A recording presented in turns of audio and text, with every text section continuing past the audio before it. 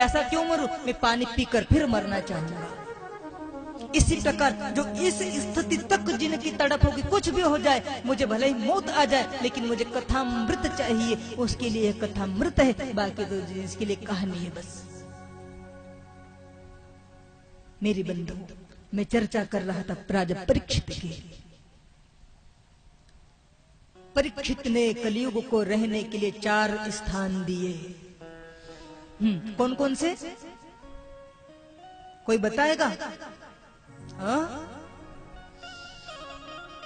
जुआ, कोई सट्टा खेलता हो आज के बाद, जुआ खेलता हो आज के बाद, बंद कर देना, क्योंकि राजा परीक्षित ने कलयुग को रहने के लिए जुआ में स्थान दिया है।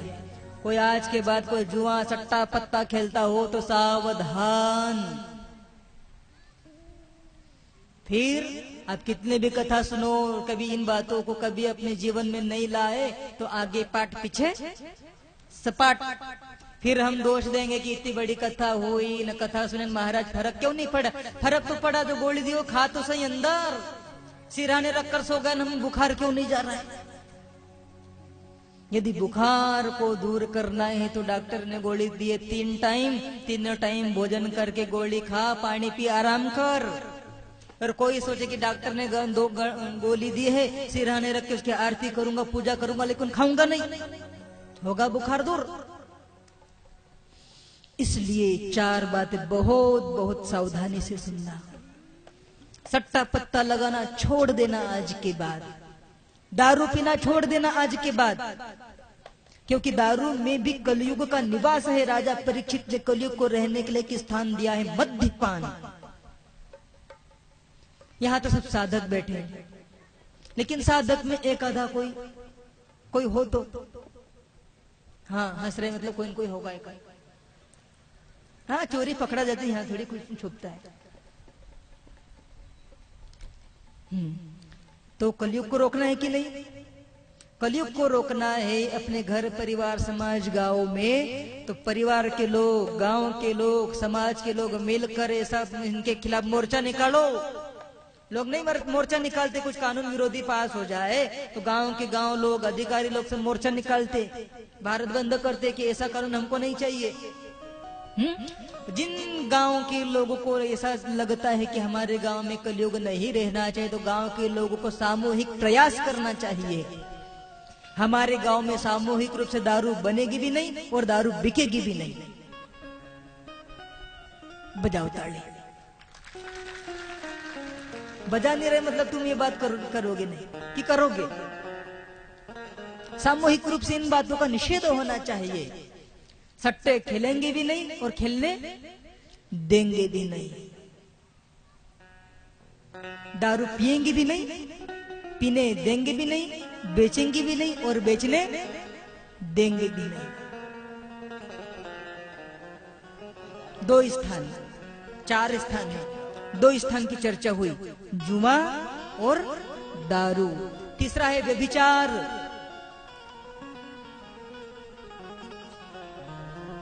चौथा है हिंसा।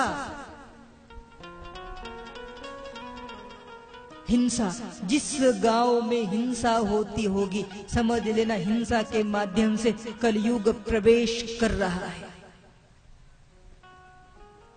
कुछ लोगों ने तो ऐसी रूढ़िवादिता बना दी है कि उस देवी देवता को बकरा चढ़ाना पड़ता है, नहीं तो देवी नाराज हो जाती है, नहीं तो बकरा वो देवता नाराज हो जाता है। न देवी नाराज होती है न देवता नाराज होता है, 3.5 इंच की जीभ नाराज होती है गोपाल कृष्ण भगवान। ये हमारे कई साधक बंधु बैठे हैं, यहाँ से कई सैकड़ों होंगे जिन्होंने परम पूज्य बापू जी की बातों पे भरोसा करके अपनी बलि प्रथा छोड़ी, घर परिवार के जावड़ में बकरे काटने छोड़े। कुछ हुआ क्या नुकसान? एक आदि कोई खड़ा होकर बोलो कि महाराज बापू जी के कहने में आ गए हमने वो बलि प्रथा छोड़ दी, हमने हमारे बच्चों की जावल में बकरे काटना छोड़ दिए, तब से हमारे ऊपर देवी खूब नाराज हो गई। ने एक बार तो तलवार निकली थी हमारे मोहल्ले में, देवी जो निकले जो मिले 2-4 को तो गर्दन अलग कर दी। महाराज हमें नहीं ऐसा काम करेंगे। किसी को हुए क्या देवी का दर्शन? किसी को हो तुम बताओ मुझे जरा, मैं भी उन महापुरुष के दर्शन कर लो। हाँ, कोई देवी नाराज नहीं होती, कोई देवता नाराज नहीं होता। फिर कौन नाराज होता है समझ गए? तो उस देवता को समझाओ, 3.5 इंच जिसकी मूर्ति है, उस देवता को समझा कि हे देवता, खाने के लिए भगवान ने गुलाब जामुन बनाए हैं, लड्डू बनाए हैं, हलवा बनाया है, प्रसाद बनाया है, खाना हो तो ये चीज खा, बकरे की बलि मत खा। क्या समझाओगे 3.5 इंच जिसकी का जो देवता है? समझाओगे कि नहीं? समझाना, उसको प्रेम से समझाना, उसको समझाना। हमको आज तक पता नहीं था, लेकिन हमारे ग्राम पखालिया में कथा हुई तो कथा में प्रसंग आया, राजा परीक्षित ने रहने के लिए 4 जगह दी। तो उसमें एक ये हमको तो आज तक पता नहीं था, उसमें एक जगह ये थी हिंसा मतलब समझ गए? यदि हम इन 4 बातों पर ध्यान रखें ना, उस गांव की तरक्की होगी, उस परिवार की तरक्की होगी, उस समाज का विकास होगा। कोई उसके समाज के विकास को रोक नहीं सकता। आपको नहीं भरोसा है तो साल भर मेरी बात मान कर देखो, नहीं आपकी दशा बदल जाए, दिशा बदल जाए तो आकर मुझे कहना। नहीं दशा बदल जाए, दिशा बदल जाए तो आकर के साल भर भरोसा करके तो देखो। मैं कोई वकील तो हूं नहीं कि आपसे 10,000 11,000 की फीस ले रहा हूं, तो महाराज जब ये फीस लेकर बात बता रहे हो, बिन पगारी फूल अधिकारी, मानकर देखो बात, फायदा हो तो मानना, नहीं तो साल भर बाद मैं का लट्ठे लेकर घूमूंगा साल भर बाद की छोड़ा के नहीं। बोलना है बोलकर गए हम। तो मेरे आदिवासी बंधुजन, आपके समाज में बहुत क्रांति हो रही है। आप एक मजबूत नींव रख रहे हो आपकी आने वाली पीढ़ी के लिए।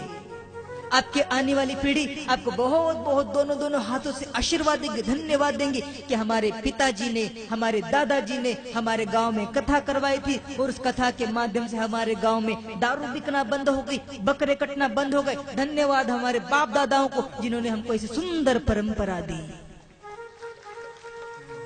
अब छोटे छोटे बच्चे इन भाइयों को देते कि नहीं आशीर्वाद, जिन्होंने परम पूज्य बापूजी की लाखापुर में पहली बार कथा करवाई, उस समिति को इनके बच्चे आशीर्वाद देते। मैं धन्यवाद देता हूँ कि इन्होंने लाखापुर में कथा करवाई। यदि वे कथा नहीं करवाते तो मैं भी कोई बकरी चराया करता। नहीं बकरी तो कोई मास्टर बन जाता, छोटा मोटा 5-25 लोगों को पढ़ाता। लेकिन मेरे दिल से धन्यवाद निकलता है उस आयोजक समिति को कि जिन्होंने परम पूज्य बापूजी का कार्यक्रम करवाया सन 2000 में। तो जब मेरे मन से धन्यवाद निकलता है उन समिति के लिए, तो आज जो आप लोग अपने गांव के लिए, अपने समाज के लिए, अपने परिवार के लिए कुछ ऐसी क्रांति करते हो, तो आने वाली पीढ़ी आपको दोनों हाथों से आशीर्वाद देगी। धन्यवाद हमारे पिताजी, हमारे माताजी, हमारे दादाजी, हमारे दादी जी। आपको यदि अपने आने वाली पीढ़ी का धन्यवाद लेना है तो छोड़ देना इन गलत परंपराओं को, और यदि उनका श्राप लेना है, कुछ बच्चे श्राप भी देते, हमारे माँ बाप हमको पढ़ाए लिखाए नहीं, बकरी चराने भेज दिए, अब देखो हमको फावड़ा चलाना पड़ता है। वो देखो उसके माँ बाप उसको पढ़ाए लिखाए, देखो ऑफिसर बन गया, कमरे में बैठता है, एसी लगी, 40,000 रुपए महीने के कमा रहा है। हमारे माँ बाप हमको पढ़ाए लिखाए नहीं, बकरी चराने भेजे, खेत में काम करने भेजे, हम भी पढ़े लिखते तो हम भी कुछ छोटे मोटे ऑफिसर बन जाते। लेकिन हमारे माँ बाप ऐसे वो कलपते हैं, होता है कि नहीं, कलपते हैं वो। तो हम ऐसी गलती न करें, हम अपने आने वाली पीढ़ी को एक सभ्य संस्कृति दे, एक सुसंस्कृत संस्कृति दे, एक ऐसी संस्कृति दे कि जिनको अपना कर वे अपने आप पर गर्व महसूस कर सके। 4 जगह बस, जुआ,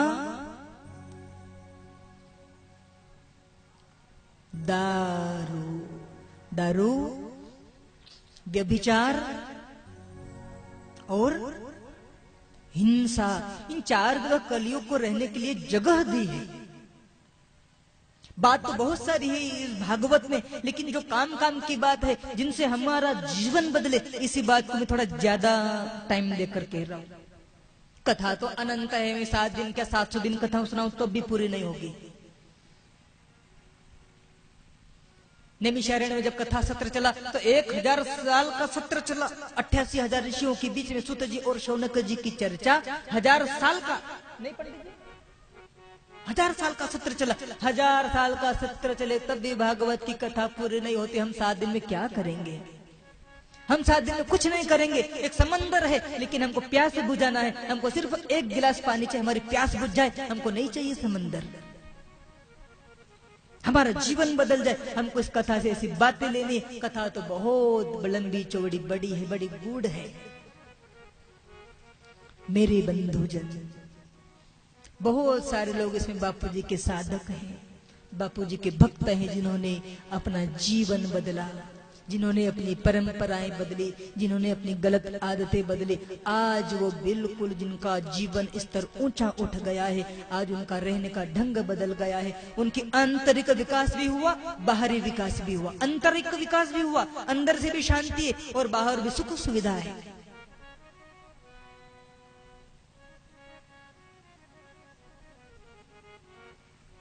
चार जगह रहने के लिए जब स्थान दिया कलयुग को, तब कलयुग को संतोष नहीं हुआ।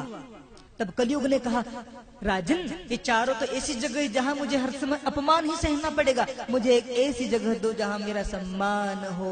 और परीक्षित के मुंह से निकल गया स्वर्ण, सोने में भी कलयुग का वास हो। इसलिए सोने में भी कलयुग का वास होता है। कौन सा सोना?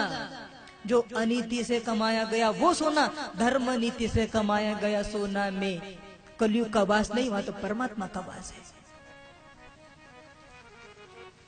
एक अच्छा एक भजन है, फूकी फूकी न पग आग धर्म, गाओ जरा, अच्छा है, समझ पड़ेगी, अच्छी भाषा में है।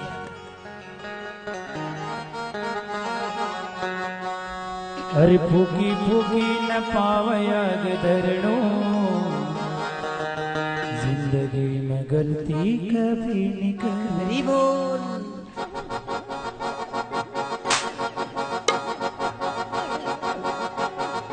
फूकी फूकी न पावे आग धरणो, जिंदगी में गलती, फूकी फूकी न पाव आग धरणो, बोल। जिंदगी में गलती कभी न करनो। फूकी फूकी न पावे आग धरणो, गलती कभी नहीं करनो। फूकी फूकी न पाव आग धरणो, जिंदगी में गलती कभी न करनो। हर जीवन में गलती कभी नहीं करनो, जीवन में गलती कभी नहीं करनो। हर जीवन में गलती कभी न करनो, जीवन में गलती कभी